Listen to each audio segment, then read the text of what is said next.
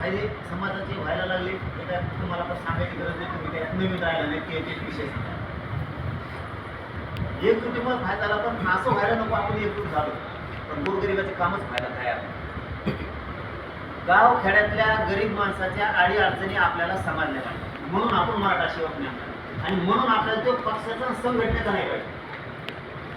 जर त्या पक्षाचं असं अर्ध्या मराठ्याचं काम करीन अर्ध्याचं करणार, संघटनेचा सरपंच एखाद्या विचाराचं काम करीन, एखाद्या त्याला अडचण सांगितली तो ऐकणार नाही, ऐकलं तरी दाटमुटी केल्यासारखं काम करीन. आपल्याला काम कोणतं करायचं हे समजून घ्या सगळ्या मराठी. मग आता तो पक्षात असं संघटनेत असं मराठा सेवकांनी बरं का मराठी आपण मोठा समाज तुमकडे जास्त नाही, आपण का भेद करायचा. आपण म्हणतो सगळ्या मराठ्याचं आपल्याला कल्याण करायचं.